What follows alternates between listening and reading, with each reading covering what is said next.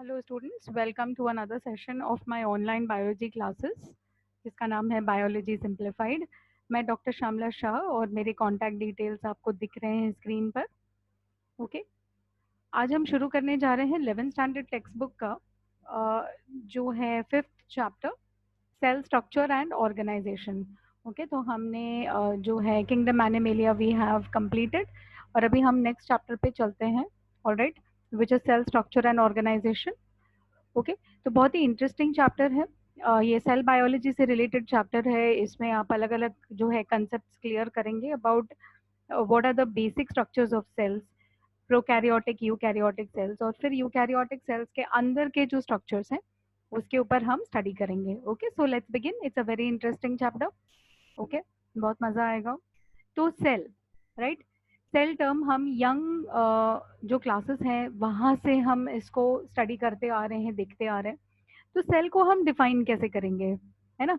Cell का definition ये होता है कि सेल जो है ये स्ट्रक्चरल एंड फंक्शनल यूनिट होता है ऑफ लाइफ। करेक्ट है। मतलब क्या है इस चीज का, आप किसी भी लिविंग ऑर्गेनिज्म को ले लेंगे, ओके, और अगर आप उसको छोटे छोटे सबसे छोटे हिस्से में अगर आप ब्रेक डाउन करते रहेंगे तो सबसे स्मॉल एंटिटी, सबसे छोटा वो क्या चीज है जो लिविंग चीज को बना भी सकता है, ओके, लिविंग चीज के जैसे फंक्शन भी कर सकता है, उसके जैसे स्ट्रक्चर भी रखता है, ओके, तो वो चीज होगा सेल।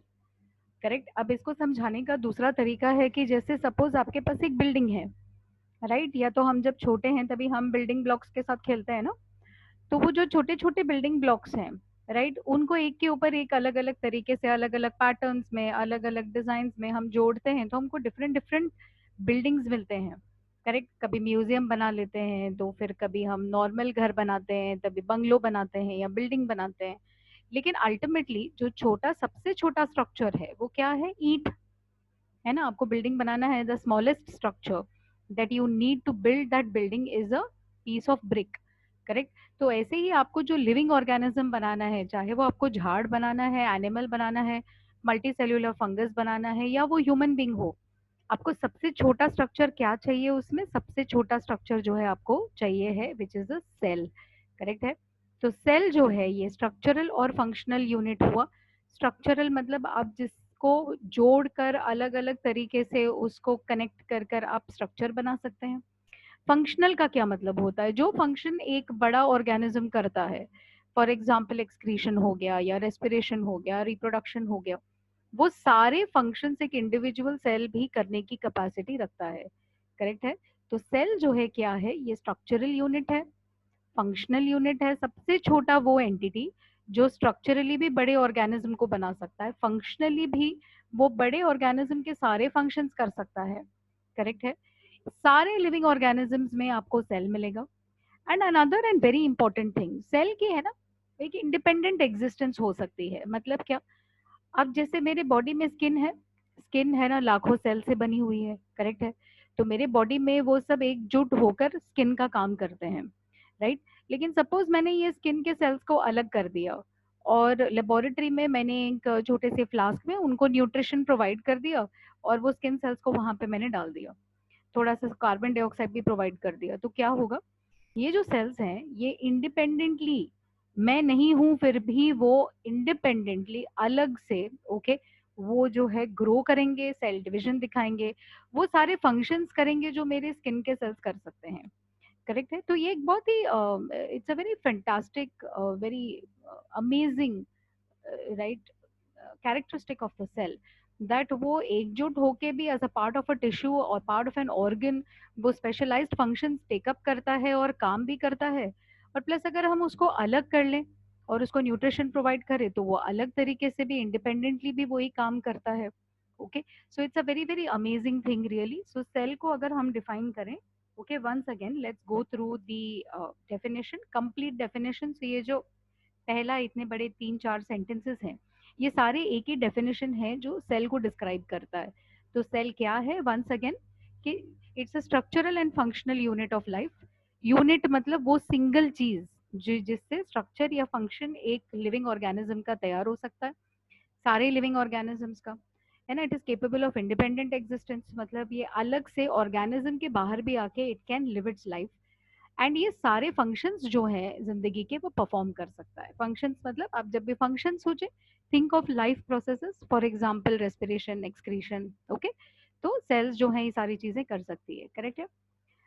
अभी एक चीज हमें पता है कि ज्यादातर जो सेल्स होते हैं ये काफी छोटे होते हैं ना, दे आर वेरी स्मॉल, तो उनको देखने के लिए हमें माइक्रोस्कोप की जरूरत पड़ती है। माइक्रोस्कोप आप में से मोस्ट स्टूडेंट्स ने देखा होगा, कुछ लोगों ने हैंडल भी किया होगा, है ना। तो माइक्रोस्कोप जो है it's a very fantastic instrument. इसके वजह से क्या होता है, जो छोटे छोटे सेल्स हैं, है ना, ये थोड़े से ब्लो अप हो जाते हैं, तो you get a larger better image. तो ये एक तरीके का मैग्निफिकेशन या मैग्नीफाइंग ग्लास बोल सकते हैं, बट मैग्नीफाइंग ग्लास की क्लैरिटी इतनी अच्छी नहीं है, ओके, उसका मैग्निफिकेशन पावर इतना अच्छा नहीं है। माइक्रोस्कोप में हम कहीं कहीं बार इमेज को मैग्नीफाई करके या बड़ा करके एनलार्ज करके हम देख सकते हैं, करेक्ट। जो सेल्स ऑलरेडी पहले से बड़े हैं, फॉर एग्जांपल जैसे सपोज मैं प्लांट के सेल्स ले लूं, तो प्लांट के कुछ कुछ सेल्स काफी बड़े हैं, करेक्ट। तो उसके लिए मुझे बहुत ज्यादा मैग्नीफाइंग पावर की जरूरत नहीं है, मैं सिंपल माइक्रोस्कोप यूज करके ये जो बड़े सेल्स हैं इनको बड़ी आसानी से मैं देख सकती हूँ। लेकिन बहुत छोटे छोटे जो सेल्स हैं, वेरी टाइनी, जैसे हमारे बॉडी के अंदर के आरबीसीज हो गए, या उससे भी छोटे छोटे छोटे बैक्टीरिया हो गए, या उससे भी छोटे वायरसेस हो गए, तो ये सब चीजें देखने के लिए मुझे थोड़ा पावरफुल माइक्रोस्कोप चाहिए। तो वायरस तो हम कंपाउंड माइक्रोस्कोप से नहीं देख सकते, लेकिन बैक्टीरिया तक के जो सेल्स हैं उनका जो ऊपरी बस शेप है और साइज है, ओके, इतना तक का मैग्निफिकेशन हम कंपाउंड माइक्रोस्कोप के थ्रू देख सकते हैं, करेक्ट है। तो कंपाउंड माइक्रोस्कोप और सिंपल माइक्रोस्कोप में क्या फर्क है स्टूडेंट्स? सिंपल माइक्रोस्कोप में आपके पास एक ही मैग्निफिकेशन लेंस होता है, जो कांच होता है ना जिसके थ्रू मैग्नीफाई होता है, वो कांच जो लेंस है वो एक ही होता है सिंपल माइक्रोस्कोप में। कॉम्पाउंड माइक्रोस्कोप में जनरली दो लेंसेज का कॉम्बिनेशन यूज किया जाता है, तो आपको मैग्निफिकेशन जो है वो थोड़ा सा बड़ा मिल जाता है। अभी देखिए सिंपल माइक्रोस्कोप में मैग्निफिकेशन कितने गुना होता है, तो मैग्निफिकेशन हैपेंस अराउंड 50 से लेके 100 दफे तक, राइट। तो 50 गुना से लेके 100 गुने तक आप छोटे से इमेज को बड़ा देख के मैग्नीफाई कर सकते हैं, राइट। लेकिन कंपाउंड माइक्रोस्कोप अगर आप यूज कर लेंगे तो वही इमेज आपको 1000 गुना बड़ा दिखेगा, करेक्ट है। तो हो गया ना कंपाउंड माइक्रोस्कोप देयरफॉर ज्यादा पावरफुल माइक्रोस्कोप हो गया, यस और नो। तो सिंपल माइक्रोस्कोप में आप ऑलरेडी जो बड़े सेल्स हैं उनको देखने के लिए हम सिंपल माइक्रोस्कोप्स यूज करते हैं। सिंपल माइक्रोस्कोप में ओनली सिंगल लेंस रहता है, और उसका जो मैग्निफिकेशन पावर है वो 50 से लेके 100 गुने तक का होता है, करेक्ट है। लेकिन कॉम्पाउंड माइक्रोस्कोप क्या है? कॉम्पाउंड माइक्रोस्कोप में हमारे पास दो लेंसेज का कॉम्बिनेशन होता है, देयरफॉर इमेज काफी बड़ा दिखता है। कितना बड़ा? अप्रोक्सीमेटली 1000 दफे या 1000 गुना बड़ा आपको इमेज दिख जाएगा, करेक्ट है। एक चीज याद रखने की बात है कि 1000 गुना भी हमें ऐसा लगता है कि बहुत बड़ा मैग्निफिकेशन है, लेकिन जो सेल्स बहुत छोटे हैं, फॉर एग्जाम्पल बैक्टीरियल सेल्स हैं, बहुत टाइनी है, उनको आप 1000 गुना मैग्निफिकेशन में भी सिर्फ आपको उनका आउटलाइन या शेप दिखेगा, कि भाई सेल सर्कुलर है या थोड़ा सा रॉड शेप्ड है, बस आपको उतना दिखेगा, आपको डिटेल्स जो है वो नहीं दिखेंगे, करेक्ट है। ओके। जब भी हम माइक्रोस्कोप जो टिपिकली हम लेबोरेटरीज में यूज करते हैं ना, ये तो कभी कभी आप अगर इवन ब्लड टेस्ट या रिपोर्ट्स वो पैथोलॉजी लैब में चले जाएंगे तो माइक्रोस्कोप आपको बड़ी आसानी से कहीं पर भी दिख जाता है, करेक्ट। अब टिपिकल लैब माइक्रोस्कोप में हम देखने के लिए क्या यूज करते हैं, है ना, ऑफ कोर्स दो जो लेंसेज हैं वो तो है ही, लेकिन हम रोशनी यूज करते हैं ना, बीम ऑफ लाइट, राइट। ये रोशनी या तो फिर बल्ब की हो सकती है या ट्यूबलाइट की या तो फिर सन का, है ना। जब दिन के टाइम पे हम लैब्स में एडजस्ट करते हैं तो विंडो के यहाँ लेके जाके हम सनलाइट यूटिलाइज करते हैं। तो टू सी एन इमेज, आपके typical compound microscope, to see an image you are using a beam of light, है ना, आप प्रकाश या रोशनी यूज कर रहे हैं, ठीक है। तो to make things visible, and therefore हम इसको बोलते हैं लाइट माइक्रोस्कोप। क्यों? क्योंकि आप लाइट यूज कर रहे हैं उसको देखने के लिए, है ना, सैंपल को विजुअलाइज करने के लिए, राइट। बट अगर आपको समझो और भी अंदर डिटेल देखना है, सो आपको बस सेल का स्ट्रक्चर देख के आप संतुष्ट नहीं है, you want to see something even further, okay, even bigger, तो then in that case what will be do, we will have to use some other source, क्योंकि लाइट में हमको इतना ही दिखेगा। लाइट माइक्रोस्कोप के साथ आपको एक लेवल की ही मैग्निफिकेशन मिलेगी। अगर आपको सेल के अंदर के स्ट्रक्चर्स देखने हैं, फॉर एग्जाम्पल माइटोकॉन्ड्रियन कैसे दिखता है, क्लोरोप्लास्ट कैसे दिखता है, बिल्कुल डिटेल में अगर आपको देखना है, तो फिर हमें लाइट का जो जो सोर्स है वो बदलना पड़ेगा। सो लाइट के जगह हम यूज करते हैं इलेक्ट्रॉन्स। इलेक्ट्रॉन्स भी आपने सुना है ना? तो एटम के अंदर छोटे नेगेटिवली चार्ज्ड पार्टिकल्स होते हैं जो न्यूक्लियस के इर्द गिर्द घूमते हैं, those are known as electrons, right? याद है सिंपल केमिस्ट्री, है ना? तो ये इलेक्ट्रॉन्स को हम लाइट के जगह पे एज अ सोर्स यूज करते हैं। इलेक्ट्रॉन्स आपके सैंपल पे आके उसको सैंपल को हिट करते हैं या सैंपल को हम बोम्बार्ड करते हैं विथ इलेक्ट्रॉन्स, और जो इमेज बनती है वो इमेज को हम एक कंप्यूटर की स्क्रीन पे देखते हैं। ये जो पूरा सिस्टम है ना, where you use electron for magnification, उसको सिस्टम को हम बोलते हैं इलेक्ट्रॉन माइक्रोस्कोप। करेक्ट है? तो इलेक्ट्रॉन माइक्रोस्कोप्स जो हैं ये बहुत ही एडवांस्ड, बहुत पावरफुल माइक्रोस्कोप्स हैं, जिससे कहीं कहीं लाख गुना मैग्निफिकेशन होता है। See can you see this figure here, right? So units, tens, hundreds, thousand, 10,000, lakh. Can you see? We have a 5 lakh times magnification. तो 100 गुना 1000 गुना मैग्निफिकेशन और 5 लाख गुना मैग्निफिकेशन में बहुत फर्क है। Correct? So obviously electron microscopes जो हैं ये सबसे मॉडर्न एडवांस्ड माइक्रोस्कोप्स हैं, and you need two of course special rooms चाहिए है, उसके लिए स्पेशल टेक्नोलॉजी है, but it's an amazing technology जहाँ पे आप वायरसेस तक बहुत क्लियरली इसमें देख सकते हैं। करेक्ट? अच्छा, अब माइक्रोस्कोप के थोड़े से इस पे आ जाते हैं हिस्ट्री पे। तो लुविन होक जो है, एंटन वैन लुविन होक, ओके, ये एक साइंटिस्ट थे, नॉट अ साइंटिस्ट एक्चुअली, ये एक ग्लास ग्राइंडर थे, ग्लास के साथ काम करते थे। एंड बाय डिफॉल्ट उन्होंने कुछ जब ये एक बार काम कर रहे थे, उन्होंने रियलाइज किया कि कांच का एक स्पेसिफिक आकार जो हो जाता है उससे हम चीजों को बढ़ा करके देख सकते हैं, बड़ी इमेज दिख जाती है। So then what he did was कि ये जो छोटा माइक्रोस्कोप जैसा ये है, this is actually a small microscope. तो उसमें उन्होंने क्या किया, ये दो मेटल के प्लेट्स हैं और यहाँ पे इमेज, आई एम सॉरी बहुत क्लियर नहीं है, बट यहाँ पर ये जो सर्कल दिख रहा है ना, यहाँ पे कांच है, there is a lens here. तो ये हाथ में पकड़कर किसी भी सैंपल को वो हाथ में पकड़कर ऑब्जर्व करते थे और उनको जो है वो मैग्नीफाई होके दिख जाता था। सो लेट 1600s में लुबन हॉक का पहला आप बोल सकते हैं माइक्रोस्कोप जो है वो इन्वेंट हुआ, है ना? So this was the first thing that actually came up in terms of microscopy. और फिर उसके बाद कई सारे लोगों ने इन्वेंशंस किए, including Robert Hooke, okay, and then now you have the electron microscope. So ये सबसे सिंपल वाला माइक्रोस्कोप था, और अभी you have the more advanced compound microscopes and electron microscopes. Correct है? Okay, so it's quite simple and very interesting, है ना यहाँ तक? है ना? अब सेल्स जो हैं, करेक्ट, ऐसा तो है नहीं कि कोई प्रोटोटाइप शेप है कि हाँ सेल है तो मतलब उसको स्फेरिकल ही होना है, गोल होना है, रेक्टेंगुलर ही होना है, नहीं। जो सेल जहां पर है उसका जो फंक्शन है, ओके, उस हिसाब से उसका स्ट्रक्चर जो है वो चेंज होता है। Correct? So there is know typical shape, है ना? कोई टिपिकल शेप नहीं है। ये स्फेरिकल हो सकते हैं, रेक्टेंगुलर हो सकते हैं, फ्लैटेंड हो सकते हैं, है ना, पॉलीगोनल हो सकते हैं, oval, triangle shape, cone shape, columnar. Okay, so आपके बॉडी में अलग अलग टिश्यूज पे अलग अलग फंक्शनैलिटी की जरूरत है, तो फंक्शन जो है वो स्ट्रक्चर से कनेक्टेड होता है कई बार। तो जहाँ पे जो फंक्शन है उस हिसाब से सेल अपना स्ट्रक्चर जो है वो चेंज करता है। करेक्ट है? अब यही चीज हम साइज के बारे में भी बोल सकते हैं, राइट? साइज भी कोई एक ही टिपिकल साइज तो है नहीं, है ना? बहुत सारा वेरिएशन है, डिपेंडिंग ऑन प्लांट सेल है, एनिमल सेल है। अच्छा, कुछ सेल्स जो हैं इतने छोटे हैं कि आंखों से डायरेक्ट दिखते नहीं हैं, है ना? कुछ ऐसे थोड़े बहुत दिख जाते हैं लेकिन you can hardly see them. Okay, इसका एग्जांपल है जैसे पोलन ग्रेन, आपको दिखता है डस्ट जैसा है, एक्चुअली वो एक सेल है, लेकिन आप उसको क्लैरिटी के साथ नहीं देख सकते हैं। ज्यादातर सेल्स हम देख ही नहीं सकते हैं, और कुछ कुछ सेल्स इतने बड़े हैं कि हम इनको आंखों से देख सकते हैं। इनको बोलते हैं मैक्रोस्कोपिक। मैक्रोस्कोपिक मतलब वेरी बिग, मैक्रो मतलब बड़ा, माइक्रोस्कोपिक मतलब बहुत छोटा, है ना? तो मैक्रोस्कोपिक मतलब बहुत बड़ा, जिसको हम डायरेक्टली आंखों से देख सकते हैं, है ना?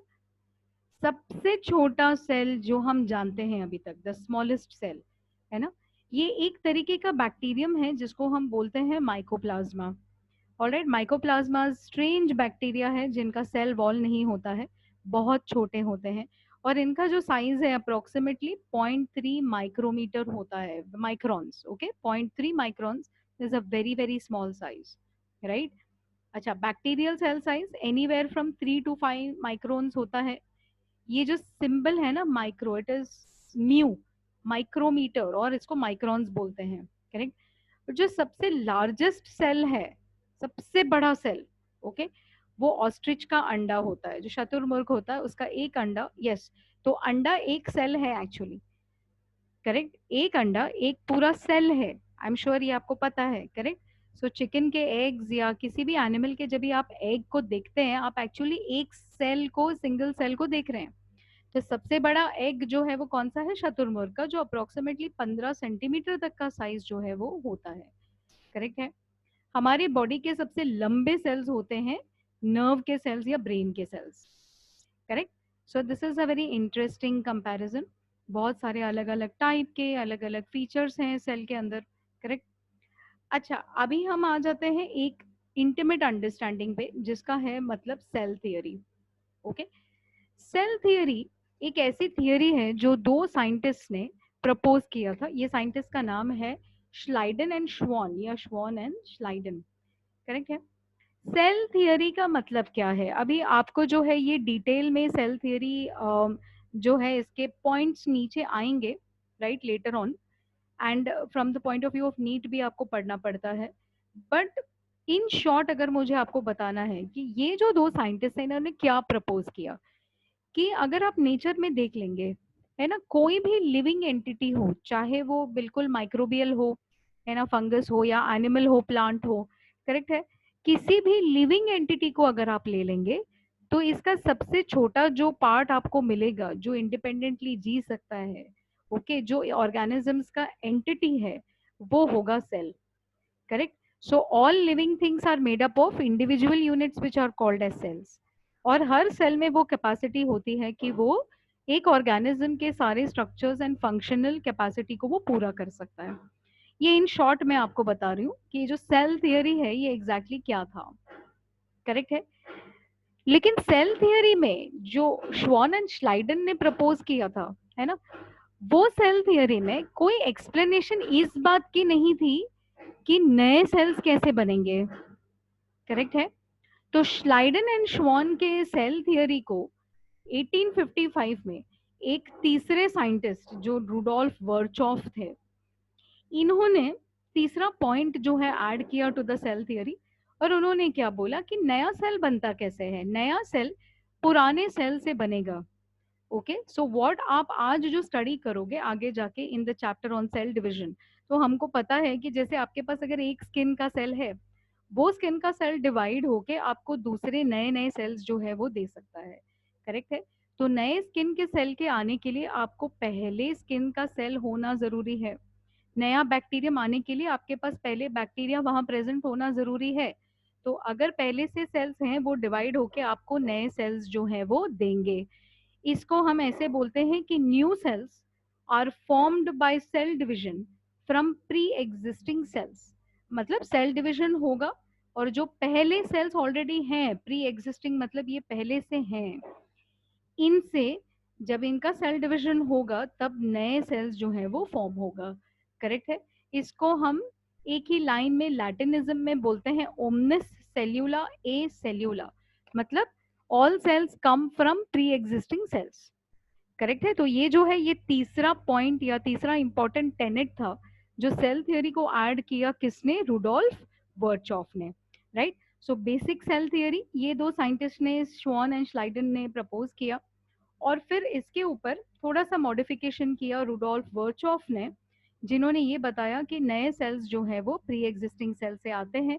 स्टूडेंट्स, ये चीज हम अभी ऑलरेडी जानते हैं, इसीलिए हो सकता है कि हमको बहुत नया ना लगे, लेकिन वो टाइम पर जब टेक्नोलॉजी इतनी एडवांस नहीं थी, मियरली ऑन बेसिस ऑफ बहुत सारे एक्सपेरिमेंट्स करके और ऑब्जर्वेशंस करके लोगों ने ये थियरीज फॉर्मुलेट किए, तो वो काफी मतलब इम्पोर्टेंट कंट्रीब्यूशन था। ओके, अभी आपको हो सकता है ना लगे क्योंकि we are all using microscopes और हम बहुत सारी इंफॉर्मेशन ऑलरेडी जानते हैं, बट वो टाइम पे it was a very great achievement, and that is why ये आपको सिखाया जाता है। करेक्ट है। सालों के बाद ओके, अभी जो नया नया रिसर्च आ रहा है in the field of cytology, cytology मतलब स्टडी ऑफ सेल्स, साइटोस मतलब सेल्स, लॉजी मतलब स्टडी, ओके। तो सेल की स्टडी में अभी हमने सेल थियोरी पे बहुत सारे मॉडिफिकेशंस किए हैं, एंड इस मॉडिफिकेशन या मॉडिफाइड सेल थियोरी में लगभग 4 से 5 पॉइंट्स इंक्लूड किए जाते हैं। तो इसको बोला जाता है मॉडर्न सेल थियोरी या सिंथेटिक सेल थियोरी। करेक्ट है। So this is after all of these people, पहले श्लाइडन एंड श्वान, फिर Virchow, and then all the advanced research कर करके आपके पास अभी जो थियोरी है that is known as the modern cell theory. Correct है। जरा जल्दी से ये एक हम इसको देख लेते हैं। ये जो टेबल है, ये टेबल आपको सेल साइज का कंपैरिजन देता है। ओके तो 0.1 नैनोमीटर से लेके 1 मिलीमीटर तक का आपको स्केल दिया गया है ना। So this is 0.1 nanometer, this is 1, this is 10 nanometer, 100 nanometer, this is 1 micrometer, this is 10 microns, 100 microns, and then 1 mm. Okay, तो आप स्केल पे समझ सकते हैं कि what is the 100 micron, what is 10, what is 1. अब देखिए एटम जो है नैनोमीटर्स में है, ये C60 का पार्टिकल है।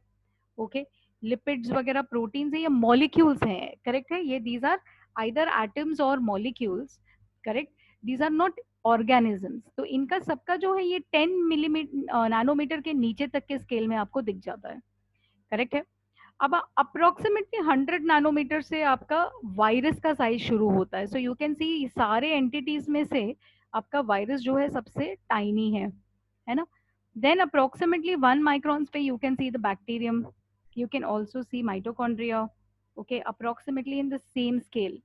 अब आपके आरबीसीज ये 10 माइक्रॉन्स है, मतलब 10 गुना ज्यादा बैक्टीरिया से आपका एक आरबीसी है, राइट। फिर हम एनिमल एंड प्लांट सेल देखेंगे तो 10 से लेके 100 माइक्रॉन्स के बीच में आपके एनिमल एंड प्लांट सेल का साइजेस आता है। यू हैव टू अंडरस्टैंड कि एनिमल सेल मतलब वो एक ही तरीके का सेल नहीं है ना, बहुत सारे टाइप्स के सेल्स हैं। करेक्ट। सो उनका जो है shape can be various different kinds of shapes, various different kinds of sizes. तो ये आपको एक they have given you a range, है ना, कि 10 माइक्रोन से लेके 100 माइक्रोन के बीच में आपके एनिमल और प्लांट सेल का साइज जो है वो लाई करता है। करेक्ट। फिर 100 माइक्रोन से 1 millimetre human egg, pollen grains, okay, ये कहीं यहाँ पर आ जाते हैं, राइट, इन दिस बैंड। और 1 millimetre is still very small ना, इट्स टाइनी। आपके स्केल में एक डिवीजन जो है रूलर में, स्केल में ये 1 मिलीमीटर डिवीजन उतना छोटा फ्रॉग का अंडा होता है। तो ये सारे उससे भी कम है। करेक्ट है। तो आपको एक स्केल दिया गया है which is trying to explain to you the cell size. Correct है। तो अभी मैं ये सेशन को यहीं पर एंड करूंगी। I hope that the introduction to this chapter has been interesting. बहुत ही इंटरेस्टिंग, बहुत अच्छा चैप्टर है, तो आगे का भी फॉलो कीजिए।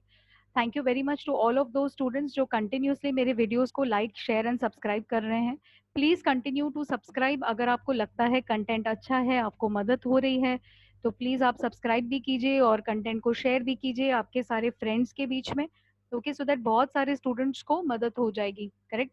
अगर आप ये चाहते हैं कि मैं कोई स्पेसिफिक कंटेंट करूं बायोलॉजी से रिलेटेड, किसी भी क्लास का, किसी भी बोर्ड का, ओके, या किसी भी लेवल का, तो प्लीज मुझे या तो डायरेक्टली कांटेक्ट कर सकते हैं मेरे नंबर पे, या तो you can just drop a comment in the comment section, और मैं वो जो है वो कंटेंट में डेफिनेटली डेवलप करूंगी। Okay, so thank you very much students for being with me. Keep sharing and keep studying.